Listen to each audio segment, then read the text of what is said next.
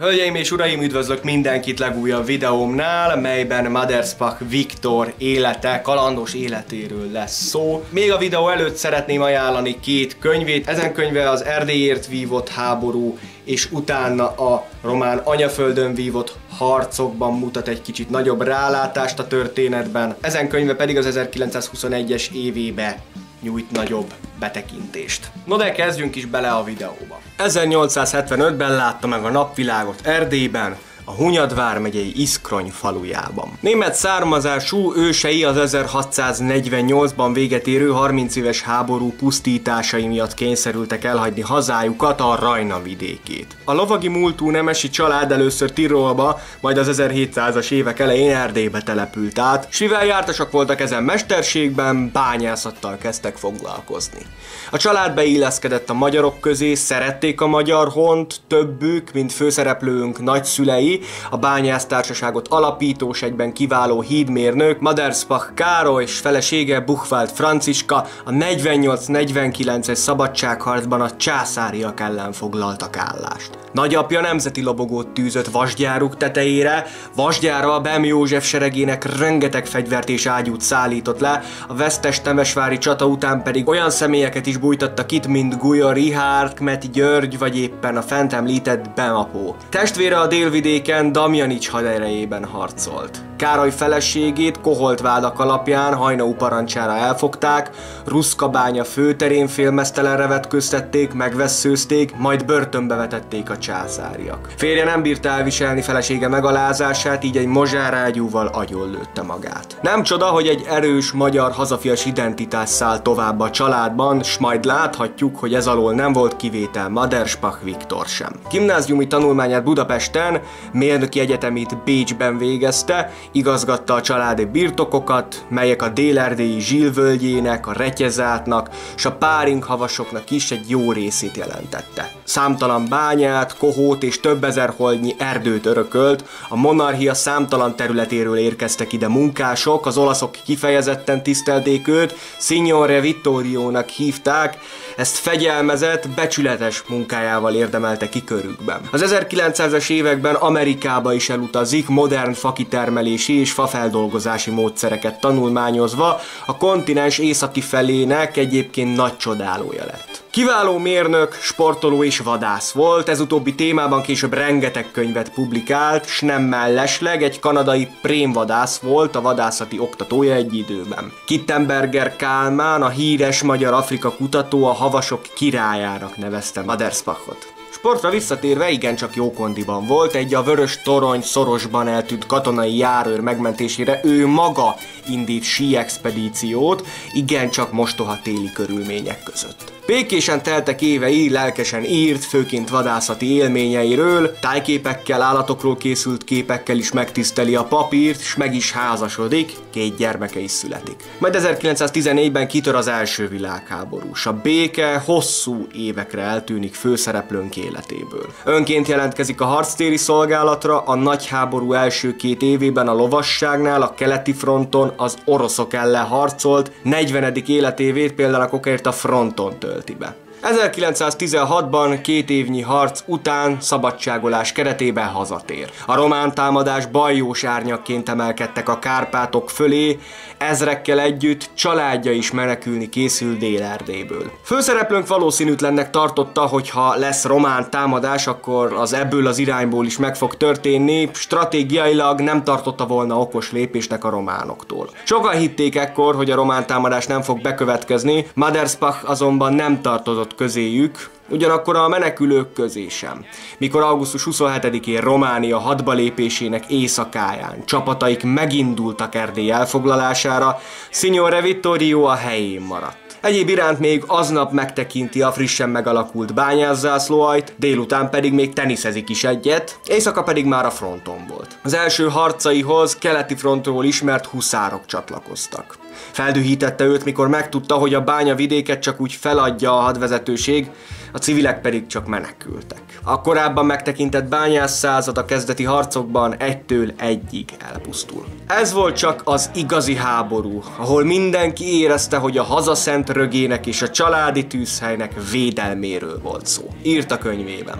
Birtokaira még utoljára elosonva lelő egy román tisztet, miután pedig üldözni kezdik, ő is visszábbvonul. Majd parancsot kap egy gerilla csapat felállítására, és a korábban hozzácsatlakozott huszárokból és bányászokból egy 80 fős egységet szervez. 1800 méteres magasságban is harcolniuk kellett, az első összecsapásokban sok katonája odaveszett. Az utánpótlással egyre csak változatosabb lett csoportja, a huszárok és bányászok mellett miskolciak, szlovákok, magyarokhoz hűséges románok, de muszlim, bosnyák, bakák is csatlakoztak, de meg annyi korábban olasz dolgozója is kivette a részét a Petrozsény körüli gerilla harcokban. Későbbiekben egy kalandvágyó német herceg is csatlakozik hozzá. A Retyezát, melynek csúcsa 2500 méter magas, a Páring-hegység, a Kudzsiri-havasok és a Vulkán-hegység is otthonos terepnek számított a csapatnak, ezek mind Petrozsényt körülvevő hegyek Dél-Erdélyben. A különítmény idővel hírhedté vált az ellenség körében is. Oláölőknek nevezték a csapatot mindkét oldalon. A 80 főtől sosem voltak többen Maderspach vadász különítményében, harcmodoruk miatt nem tartotta volna praktikusnak a vezetőjük. Bátrak, svakmerőek voltak, utánpótlással nem volt gond, a vadászat mesterei voltak, persze olykor élelemszerzés céljából kényelmesebbnek bizonyult fegyveres románok sátortáborára rátörni. Az ősz beköszöntével a román fronton a központi hatalmak ellentámadásával fordulópont következett be. Mackensen hadserege a Duna-delta és Dobrudzsa vidékén sikert sikerre halmozott, a bolgárok benyomulnak Dobrudzsába. Az Egyesült Német KUK haderő élére kinevezett német Erich von Falkenhayn tábornok erdélyi ellentámadása sikerrel járt,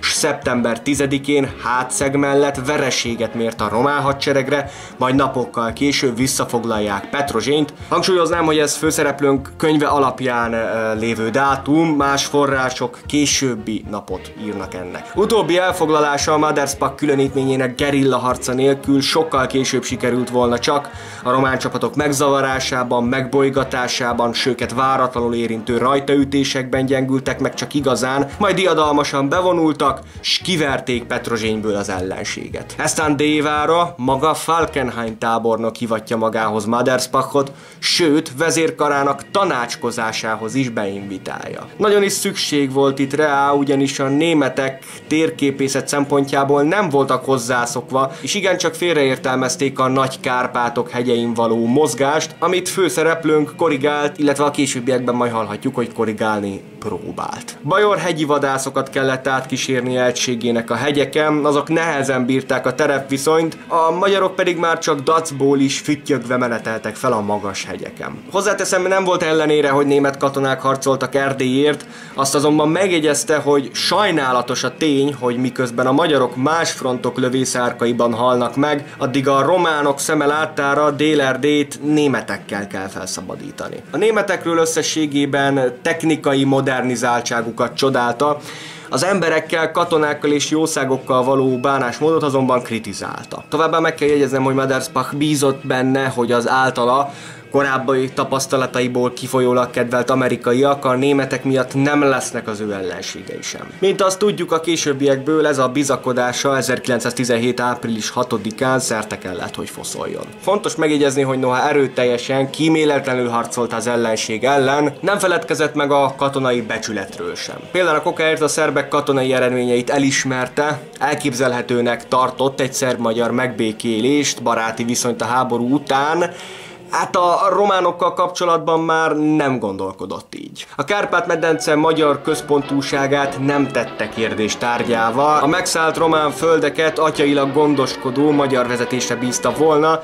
emiatt sok kritika is érte őt már korábban is. Az olaszokkal való háborúskodást mélyen elítélte, inkább azt támogatta, hogy a monarchia minden erejével Románia ellen sorakozzon fel. Szeptember végén a központi hatalmak visszafoglalják Nagyszebent, Teljesen felszabadul Székelyföld, az október eleji brassói román offenzívát pedig megállítják. Érdekességképpen így sérült meg Erwin Rommel, a későbbi legendás német tábornok is. Madersbach egysége erdélyi harcukat egészen az október végi teljes román kiszorításig folytatták Erdély felszabadításáért. A harc itt azonban nem ért véget. Erdély részleges és rövidke megszállásáért cserébe a központi hatalmak, a román anyaföld, Madersbach egysége Havasalföld ellen indult. Megkezdődik a Fekete-tengerig tartó üldözés az oláhok vérnyomán, ahogy erről írott könyve címe is takarja. Havasalföldi harca sem volt mentes, sem a kisebb gerilla jellegű, sem a nagyobb csatározásoktól sem. Elfogott,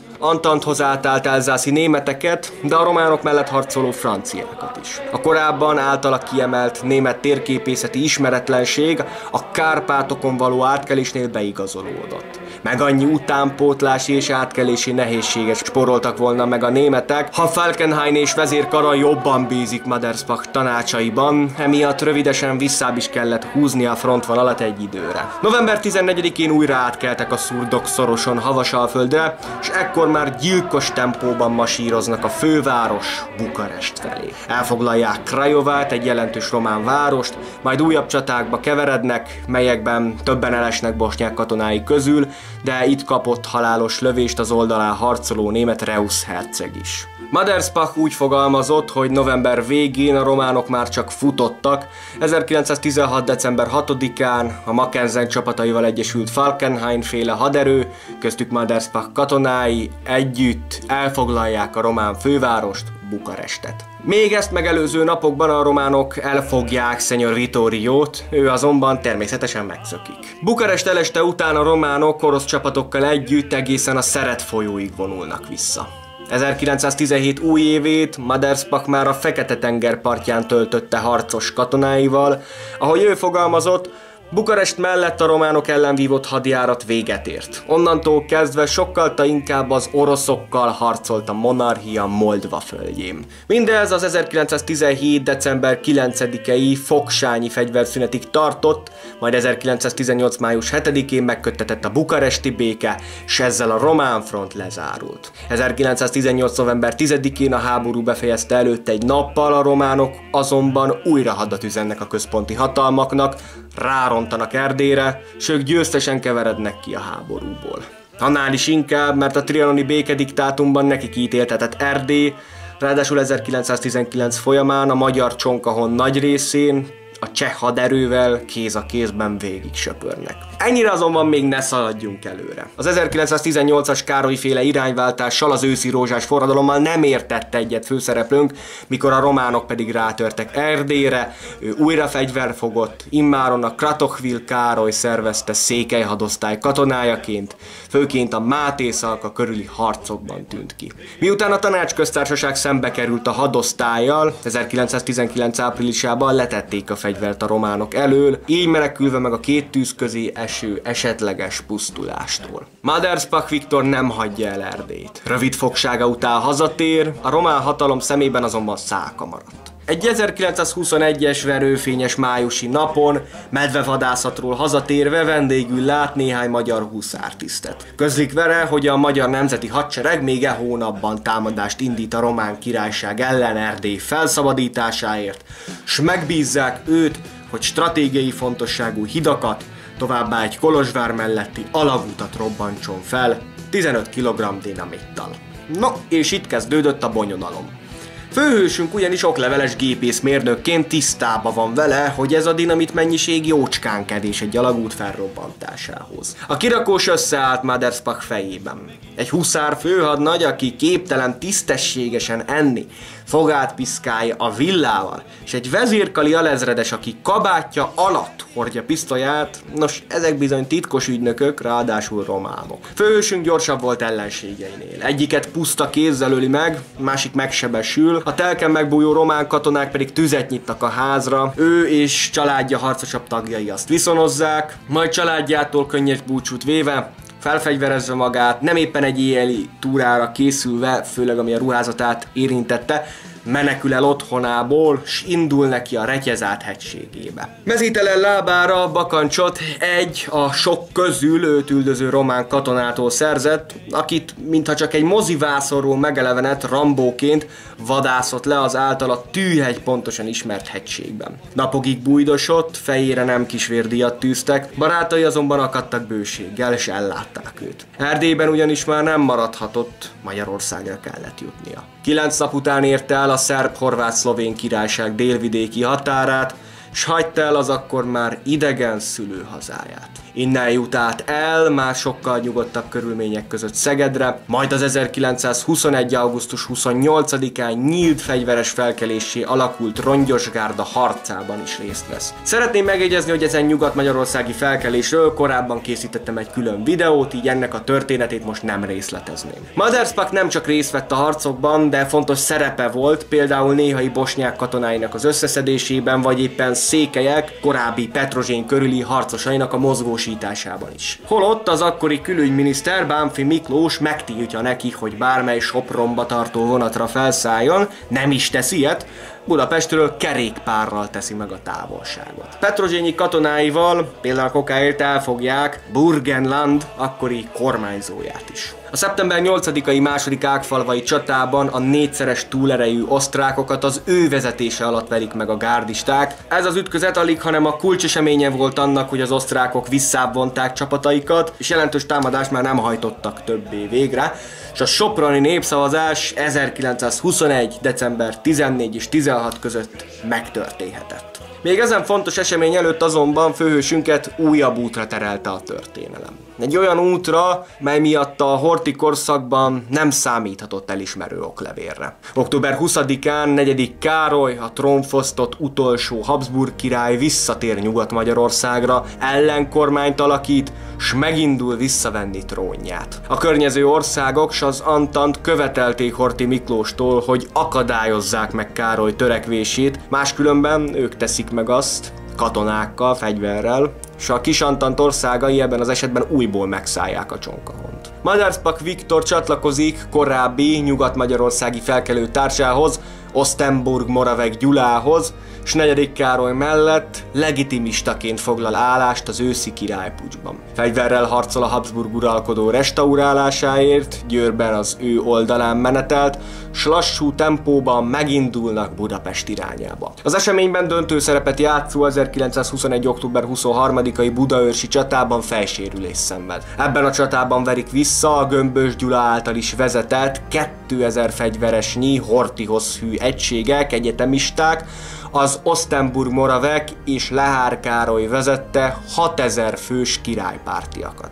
Magyar hazafiak lőtték a magyar hazafiakat. Elesettek száma nem ismert pontosan, azonban minimum 20-an haltak meg a csata következtében. 4. Károly ezután nem próbálkozott többet hőnáhított trónja visszaszerzésére, Maderspach pedig, miután leteszik a fegyvert, fogolytáborba kerül. Ugyanis így, hogy ezen oldalt választotta, rövid időre internálják, s kiesik a hatalom által favorizált személyeinek listájáról. 1922-ben már újra szabad ember lesz, erdőmérnök lesz belőle a zempléni erdőkben, családjával Pest környékére költözik, kiknek ezen időben egyes tagjait a románok kitoloncolják Erdélyből. Főszereplőnk élete ezután nyugalmas, viszont kalandos is volt. 1925-ben Törökországban erdőfelmérésekben dolgozik, vadászattal kapcsolatos írásai 1927-től jelennek meg a Nimrodban. Ugyanakkor az sem igaz, hogy teljesen elvágta volna magát Maderspach a magyar vezetőistől, például vadászott közösen Horthy Miklós testvérével, Jenővel, vagy például a szegedi laktanyában oktatott ifjú katonákat közelharcra. Ez a nyugodt, ugyanakkor a természet adta élményekhez mérten igencsak izgalmas élete a második bécsi döntésig tartott. 1940-ben 66 évesen kéri katonai reaktiválását, s őrnagyként megszervez egy amolyan hegyivadász elit alakulatot, akikkel, ha a románokkal fegyveres konfliktus törne ki, fel tudná ellenük venni a harcot, ahogyan azt az első világháború alatt tette. 1940. szeptember 10-én azonban a honvédségi teherautó min utazva Erdély felé robogott, felborul. Az idős harcos súlyos sebesüléseket szenved, ráborul a rakomány, azonban egy időre sikerül felépülnie, így noha szülőföldjének visszatértét nem, de Észak-Erdélyét megérhette. A románok nem tudták, a balesetben szerzett bordatörése, tüdeje átszúródott, azonban legyőzi őt. Madersbach Viktor 1941. október 3-án lép a csillagösvényre. Köszönöm szépen mindenkinek a megtekintést, valamint a Patreonos támogatásokat is. Ha szeretnéd a csatornát te is támogatni, a leírásban megtalálod a Patreonom linkjét. Ha tetszett a videó, lájkold, ha pedig szeretnél még hasonlóakat látni, akkor iratkozz fel. Köszönöm a megtekintést, én Mucskó voltam.